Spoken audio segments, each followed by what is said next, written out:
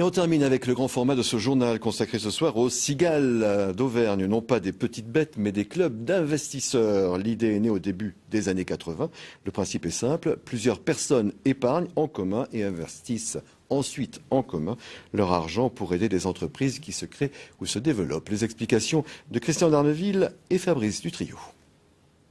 Olivier Doison est ce que l'on appelle un néo-rural. Il y a 3 ans, il quitte Lyon avec sa compagne et s'installe dans le Bourbonnais. En changeant de région, cet ancien technicien de l'industrie pharmaceutique va changer de vie. Terminer les produits chimiques, il décide de se lancer dans la fabrication de savons biologiques. De plus en plus, en fait, les gens se rendent compte que les produits qu'on se met sur la peau, c'est quand même pas anodin. Et puis, quand on creuse un petit peu, on se rend compte qu'il y a beaucoup de gens qui ont des problèmes de peau.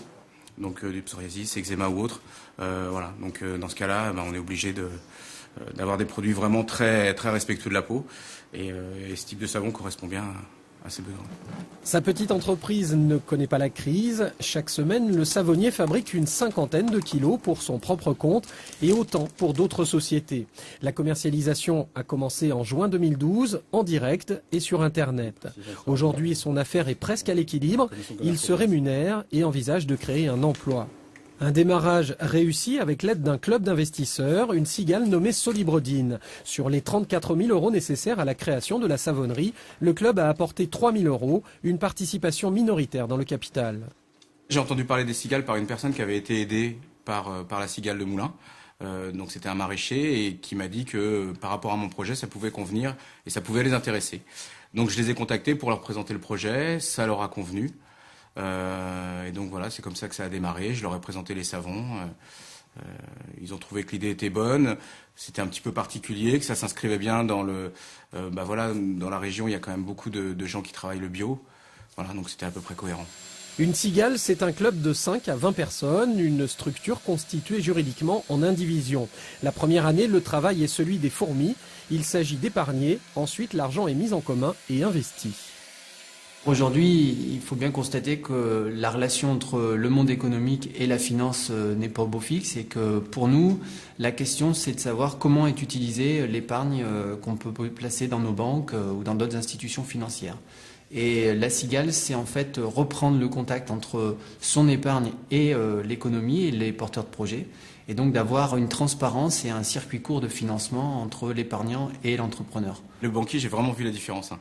J'ai été voir 3-4 banques avant d'être avec les cigales. Et après, c'est pas la même chose. C'est-à-dire que dans le capital, il y a marqué les cigales. C'est un groupement de personnes qui croient dans le projet, qui ont investi de l'argent. Ça apporte vraiment une bonne crédibilité. En Auvergne, le chant de la première cigale s'est fait entendre en 1990, 10 ans après leur naissance au plan national. Cigale est un acronyme du club d'investisseurs pour une gestion alternative et locale de l'épargne solidaire. La durée de vie d'un club est fixée à l'avance, à 5 ans généralement, renouvelable une fois pour assurer un suivi. À la dissolution du club, chacun récupère son argent. Les investissements se font localement dans des entreprises respectueuses de la place de l'homme dans son environnement. On sélectionne nos projets de création d'entreprise, on souhaite que l'entreprise fonctionne. Par contre, c'est vrai qu'on n'a pas d'attente sur le rendement financier à proprement parler de l'entreprise, mais plutôt sur le développement, la création d'activités sur un territoire. Et si jamais l'entreprise ne fonctionne pas ? Alors, c'est le risque que prend la cigale. Si l'entreprise ne fonctionne pas, nous sommes les derniers remboursés, puisqu'on est financièrement en haut de bilan, comme on dit. Nous sommes actionnaires de la société, donc si la société doit disparaître, en général, on perd notre mise.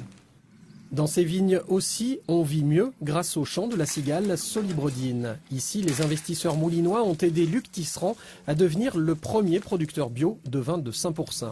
Après 20 ans d'adhésion à la cave coopérative, il s'est converti en 2006. Le choix de l'agriculture biologique, c'est surtout au niveau la prise de conscience au niveau de la santé, au niveau pour le travail des salariés, pour le produit, pour le consommateur, d'avoir quelque chose de plus sain. La commercialisation du vin certifié bio a commencé en mai 2011. 60 000 bouteilles sont produites chaque année. Une souscription a été lancée et les cigales ont investi 4 000 € aux côtés des vignerons. Un soutien qui n'est pas seulement financier. On a des phases quand on est créateur d'entreprise qui sont parfois difficiles moralement parce que c'est un long parcours. Et à ce moment-là, ils sont capables de venir avec des paniers à manger et puis on se fait une petite soirée. Et nous, on apporte le vin et puis on échange et ils nous rassurent. Et puis par des conseils peut-être un peu plus techniques, s'ils peuvent les apporter, ou ils nous guident vers d'autres personnes plus habilitées à des conseils professionnels. Et la nature faisant bien les choses, les cigales aussi se reproduisent assez facilement. Cette société de production a été créée en 2003 avec l'aide d'un club cigale répondant au doux nom d'Augustine. Aujourd'hui, 2 de ses membres sont à l'origine de la naissance de Solibrodine. Quand on a créé la Scopes Images m'accompagne, moi et d'autres, on a été aidé par un club cigale de Clermont-Ferrand en 2003.